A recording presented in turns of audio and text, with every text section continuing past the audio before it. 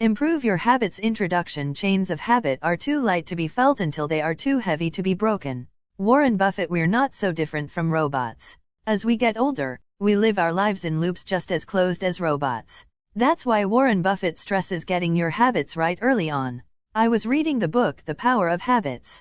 It tells the story of a man called Eugene, who recently suffered from some brain injuries. This caused him to have a short memory, 1 minute or less, and therefore, he could not function like a normal human being. The crazy part was that scientists studied him and found that he still somehow able to go for a daily walk around the neighborhood and remember where his house was. Warren Buffett said that forming great habits are one of the great keystones to success. He said they are easier to form when you are younger, so it is better to start early. That's what led me down a path to learn how to forge good habits and improve bad habits. After all, Mr. Buffett is one of the most successful businessmen in history, and our lives are based around habits. We are creatures of habit. But how do you actually form and change habits? Most people fail at this because they try to change their habits based on their families or Uncle Joe's bad advice and hope for the best. And nothing changes. They fail to go to the gym consistently. They still eat junk food when they get home or do drugs. They still watch an hour of TV a day even though they know it's bad for them. And they give up trying. Instead, let's turn to science to see why it's so hard to change habits. Because this book reveals new techniques on how you can actually change habits.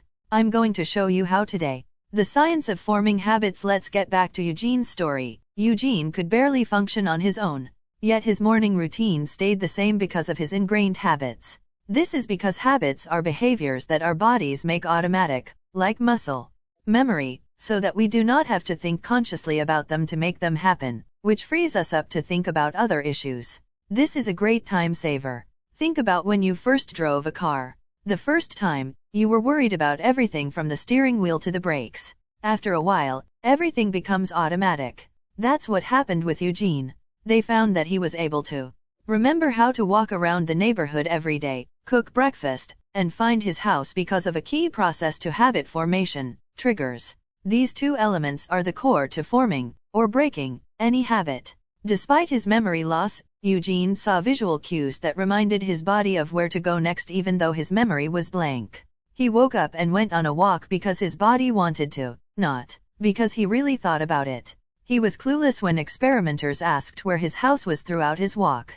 But his body unconsciously followed visual cues around the neighborhood that lead him back home. They tested this by removing 1 or 2 triggers, such as certain trees or areas of the neighborhood.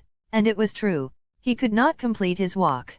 They tested this theory again with a card game experiment involving Eugene. The card game was a memory exercise that required flipping over the card to confirm if you were right. Despite his horrible memory, he was able to score very well in the game. Scientists discovered the biological process for how a habit is formed. Write this down. This is how habits are formed: triggers, also called signs or cues, routines, reward. Repeat until habit forms. Triggers and signs are the things that cause or trigger a habit before it begins or while it's happening. An itchy fingertip might trigger the habit of biting your nails. Signs are things that occur during your habit. A daily habit of walking the neighborhood has expected signs that are the same each time, the same trees in the same places and the same houses or smells. If enough triggers or signs are missing, the habit will not awaken or form. A standard routine repeated over and over with key triggers and signs with the expected reward at the end ultimately creates a habit. Scientists found that we form habits to be able to use our brain power for other things. They also found that the body cannot tell what is a good or bad habit. How did they find this and what does it mean? They used rats. They wired their brains up with tons of wires and found that after repeating a routine numerous times, the level of brain activity needed goes down incredibly. It makes sense. When you're first driving a car, you're focused on getting everything right, backing up so you don't hit anyone, making sure the brake is off, pushing the pedal down slowly, and so on. Over time, it's so second nature you can be thinking about other stuff while you do it. Habits are formed so that we can better use our cognition for other stuff. The body knows it's a daily task, so it puts it into autopilot. But because of the process they are formed, routine triggers, reward, bad habits can seem in as well. The body can't tell the difference. How to form good habits. To form good habits, You must have the right triggers, the same routine, and make sure there's a reward.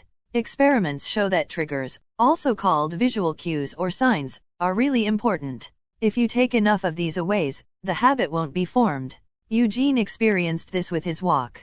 Also, they found that every morning, Eugene would get mad when his wife would leave for work without saying anything to him.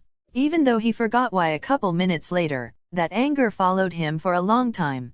By changing one of the signs that are part of the routine, Eugene didn't have the anger anymore. In this case, they made his wife talk to him briefly before she left, even though he would forget it minutes later. For you, this could mean just making sure that small things like the route you drive to the gym, or the routine before you stretch is similar. The final piece of habit formation is rewards and repeating. Having an expected reward at the end constantly is needed to start forming the habit into something permanent.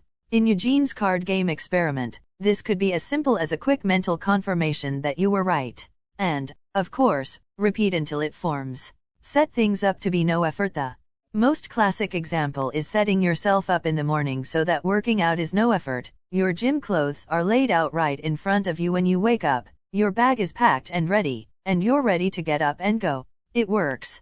By eliminating the friction and work so you don't become daunted or overwhelmed by excuses or laziness, it can make things a lot easier. If you want to write more blog posts, having the computer and browser set up so that it's easy access to immediately log in and start writing eliminates obstacles and barriers that allow your motivation to decline.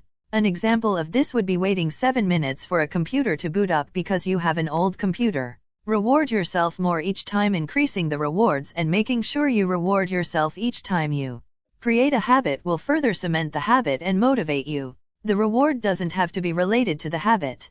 This video shows that once the habit is ingrained, you can keep doing it even if you take away the reward.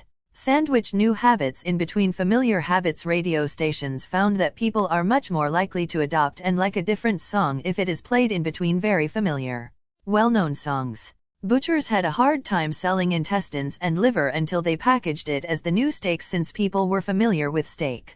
Gyms found that people were more likely to keep paying for membership when people form relationships with the employees, go with friends, or make friends at the gym. Source of all of these come from the book Power of Habit. People are more likely to adopt things that they are familiar with.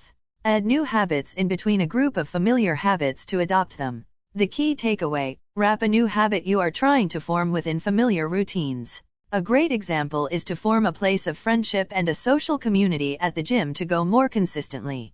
Believe you can. In the book The Power of Habits, they assert that belief that you can change a habit is important. Many people fail to form great habits and get rid of bad habits because they truly don't believe they can.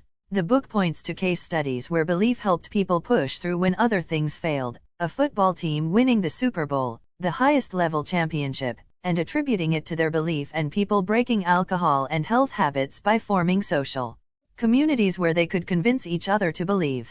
Form social groups to keep you accountable. One of the biggest things they have found to help with habit formation is finding a group of like-minded people you can meet with at least weekly to hold yourself accountable, help you believe, and develop habits together. In the studies they examined, they have found that when all else fails, the one thing that has helped them create good habits is a social community.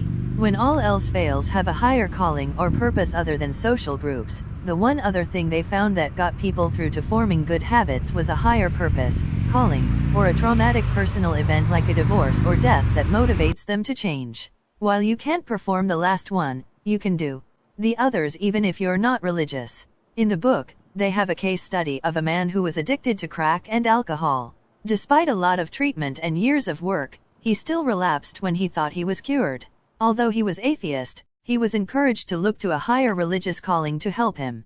He looked to a higher outside force outside of his control. It wasn't exactly a religious one, just some unknown force, despite believing it was preposterous.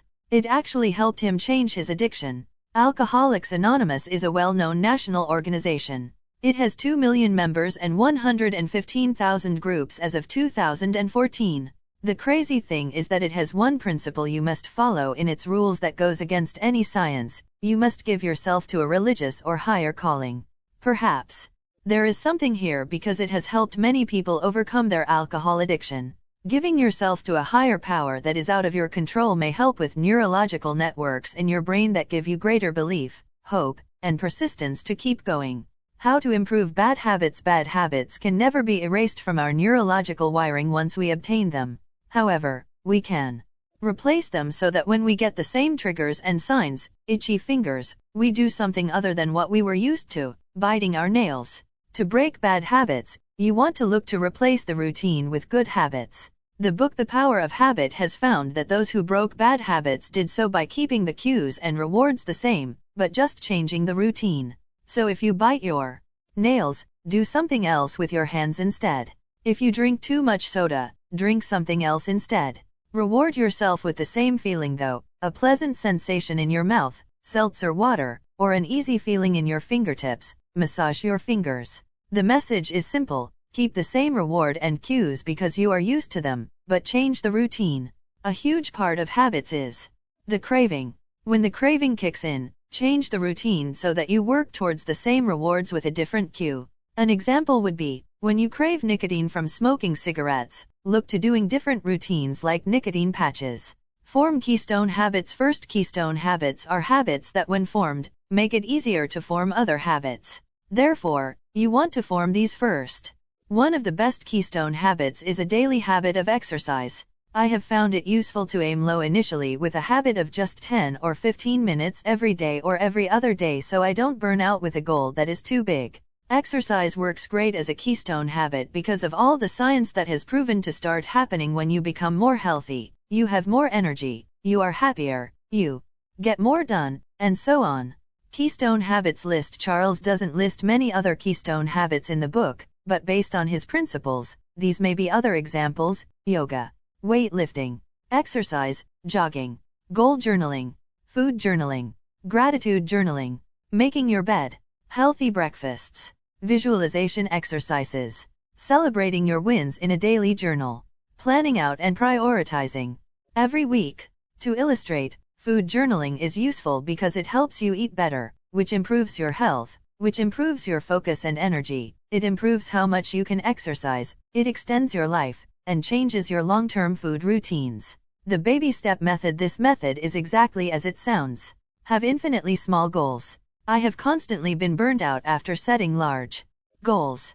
Add that on with wanting to overachieve, and you burn yourself out. Example, I plan to go to the gym for an hour after not going for over a year. I get there, feel great, an hour is up, and then I want to overachieve and end up staying 2 more hours. I end up feeling alright afterwards, but the next 2 weeks shows that I have somehow been burnt out. I don't return to the gym again. Any fitness guru will tell you that consistency beats killing yourself once a month or once a week. What has worked for me is baby steps. I set a mini goal of 10 minutes at the gym every other day. It's so small and easy that I can do it, and it helps me stay consistent. You can't expect to jump from working out 0 times a week to immediately working out 7 times a week for 3 hours each. Stay consistent. Jerry Seinfeld is one of the most famous comedians in history. What people would be surprised to know is that he is also very financially successful, with a net worth of around $820 million, primarily through reruns of his show Seinfeld, one of, if not the, most successful sitcom in history. An article was written from someone who asked him for advice. Apparently, he creates a habit by having a calendar and crossing off the day if he does what he's supposed to each day. Over time, the chain of X's gets longer and you feel bad and don't want to break it. He recommends using a calendar that shows the whole year on one page and marking the X's with a red marker. Conclusion: habits never really disappear. Once you program them in, they will re-emerge if you set up your life to awaken them. This can be good and bad depending on which habits you form. The book The Power of Habits goes into extensive more detail on the scientific studies about this, but it is clear that habits can be created, habits can be ignored and changed, bad habits can be eliminated. Understanding the basic concept of routine